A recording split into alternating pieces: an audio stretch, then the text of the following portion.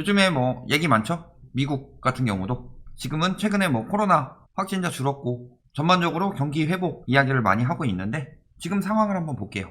그레이트 리셋이라고 그러죠? 그레이트는 뭐예요? 대단한. 리셋은 껐다 키는 걸 리셋이라고 하죠.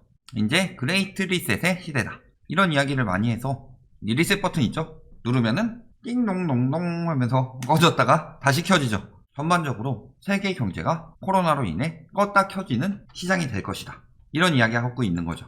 말 이야기 하는 사람마다 다른데 슈밥 교수는 서로 협력하여 신속하게 대응한다면 위기 이후에 더 나은 세계를 만들 수 있을 것이다 하면서 그레이트 리셋을 언급했다고 하고 그 이후에 뭐 사회 기반이 리셋된다. 어떤 식으로 의견이 분분해요. 여기선 저 얘기, 저기선 저 얘기 하는데 크게 나눠보면 공정한 시장, 평등 및 지속 가능성, 공익 추구 이렇게 바뀐다고 하죠.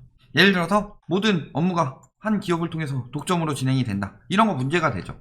대기업만 수주 받을 수 있는 구조를 만들어 놓고 하청 해놓고서 일은 얘네가 다 하는데 이익은 이쪽에서 대부분 가져가는 뭐 이런 거는 공정한 게 아니죠. 뭐 이런 이야기 하면은 또 저한테 그러겠죠. 이 닥자인 빨갱이 새끼야! 자본주의도요. 기본은 돈이 돈을 버는 거지만 기회의 평등은 줘야 하는 거죠. 그러니까 지금 뭐 집값, 사유재산 어쩌고 저쩌고 운운하는데 적당히 헤쳐먹었어야지.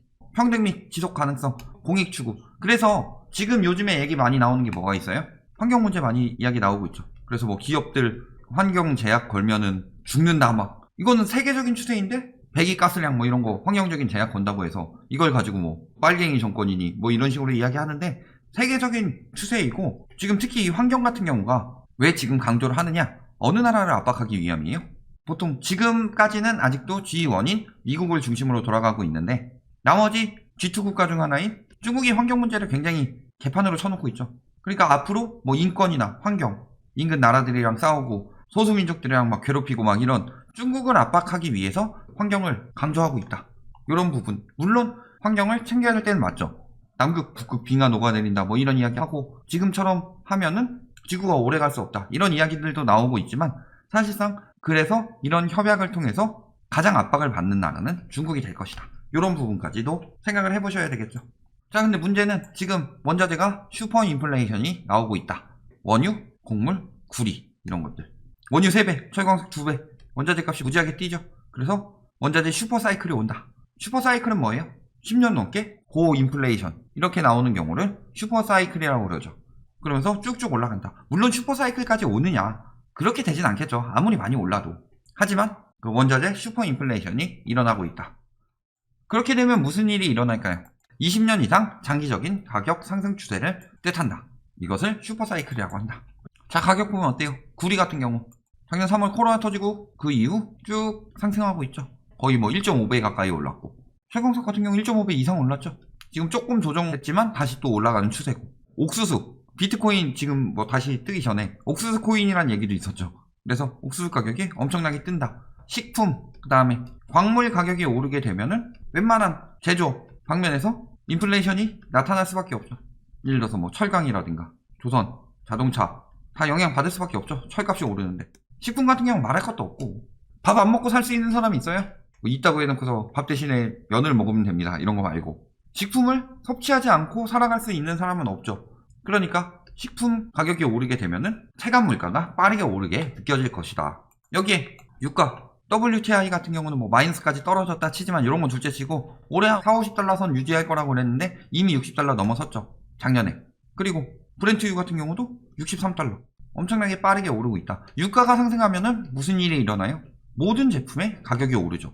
하다못해 쌀도 국내산 같은 경우는 차 타고 올라와야 되니까 기름 들고 뭐 해외산 같은 경우는 배로 날른다든가 해서 기름값이 오르면 운송비가 더 많이 들죠. 왜냐면 운송비 상승 때문이죠. 운송비가 상승하면 물가 상승 압박 주죠.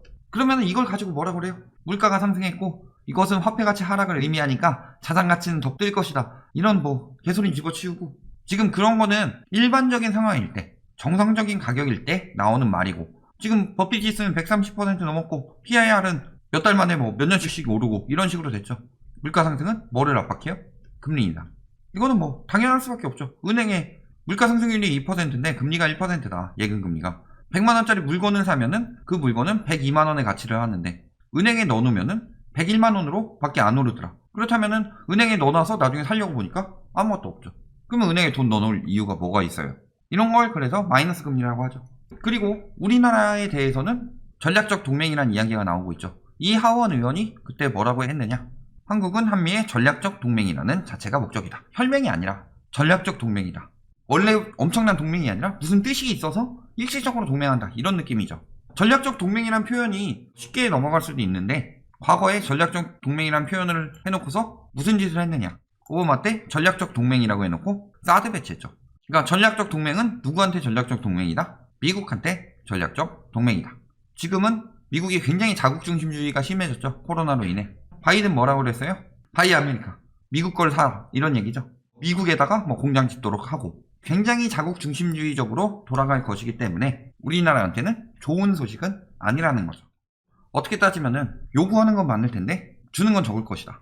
이런 식으로 보면 되겠죠. 앞으로 중국에 대한 압박. 예를 들어서 트럼프랑 바이든 성향을 보면은 트럼프 형은 뭐 할 거예요?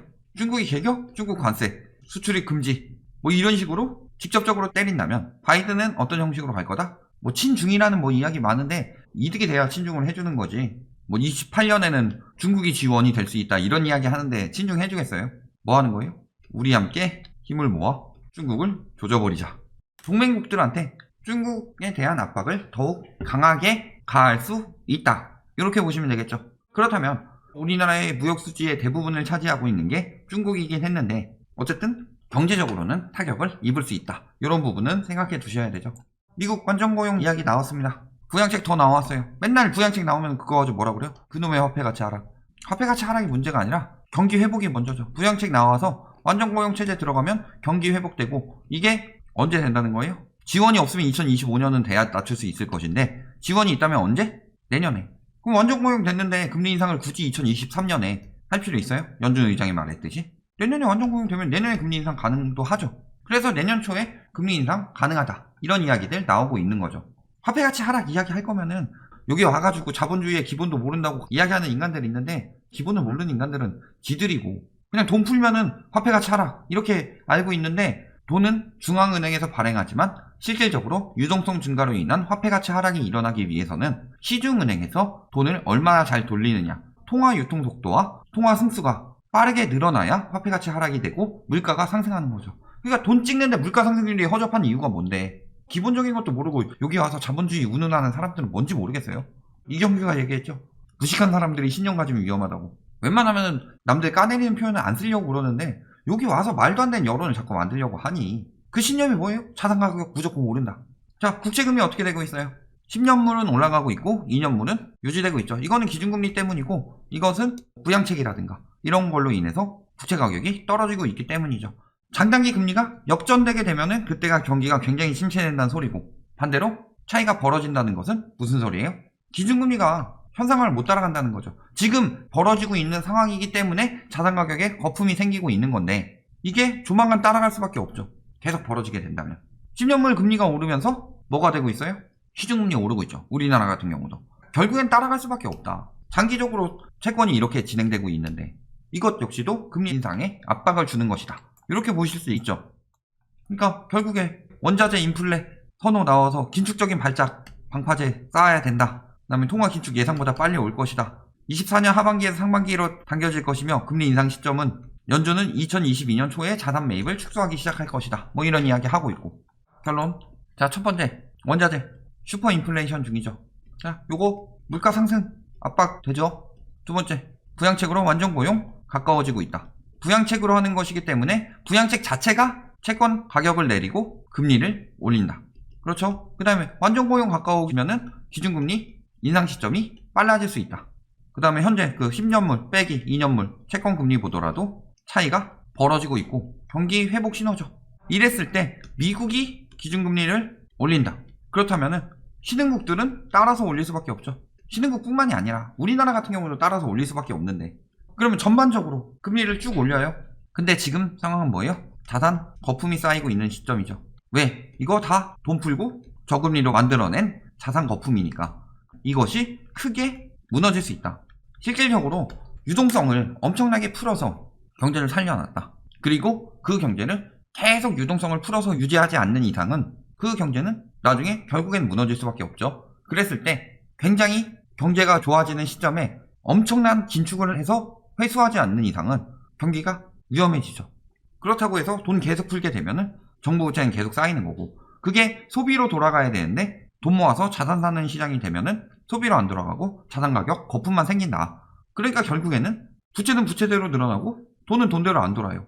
그러니까 결국엔 긴축할 수밖에 없는 상황인데, 그 상황이 점점 더 빠르게 다가오고 있다. 그렇게 됐을 경우 세계적인 자산시장 붕괴가 한번 일어날 수 있는 위험이 다가오고 있다. 이렇게 보시면 되겠습니다.